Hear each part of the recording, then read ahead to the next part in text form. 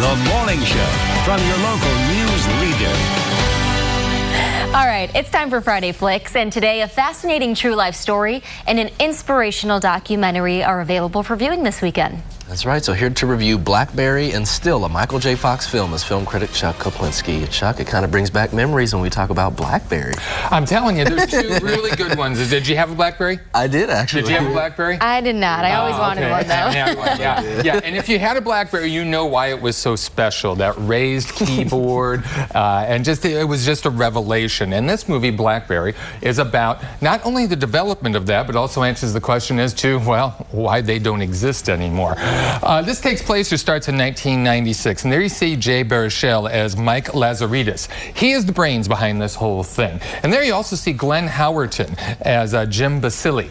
If you watch It's Always Sunny in Philadelphia, that's where you will know him, although he is almost unrecognizable here with the balding thing, and also his character. On the movie poster for this film, for his characters, they draw devil horns, and that is incredibly accurate because this guy sees an opportunity to come in and take over this country, or take over this company and run with it. And he does. He comes in, he takes this thing over because he realizes that this is just a band of geeks who has no idea how to operate in the business world. They may know how to come up with these gadgets, but they have no idea what they're getting into as far as the corporate culture, and he can guide them through that.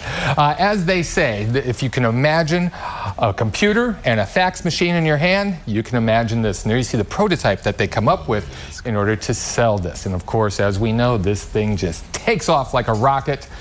But then there are problems, and I don't want to give away exactly what the problems are, because one of the delights of this film, and one of the things I loved about it, was I learned so much as I went through this film. I had no idea all the things that were going on behind the scenes as far as this was concerned, and I had no idea why this all came crashing down. There you see Mr. Howerton, he's having a bad moment there.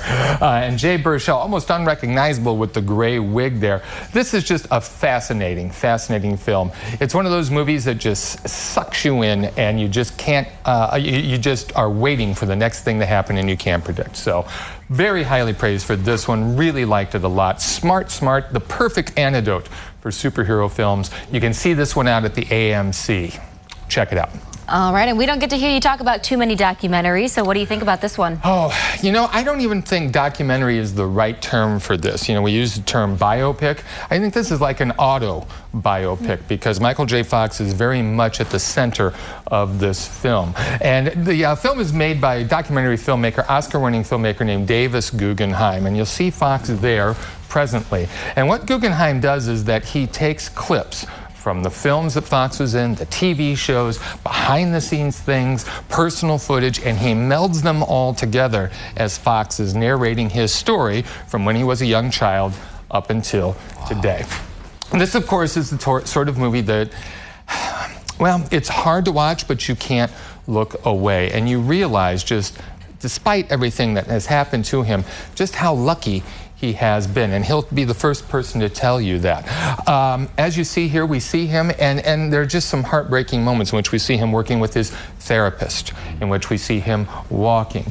But also when we see his wife, Tracy Pollan, who has stuck by him, not only through this, but also through times when he was just a horrible, ego-driven movie star, which he admits in the film, as far as having substance abuse problems, as far as being away too much from home with all of his work. And what you come away with is just this portrait of a family that just sticks together, this love that's there, that just keeps them going on. And the thing that you see about this that I loved about was the humor they use, how they joke about everything, how they joke about the things that they have to deal with. And that's the thing that I think keeps them going, keeps them from being crushed when they could be easily crushed by the fate that has befallen him. So again, this is a movie that I think everyone should see, because really at the end of the day, it makes you feel lucky for what you've got. And also, you don't feel sorry for him at all. So Still, Michael J. Fox movie, you can watch that on Apple starting today.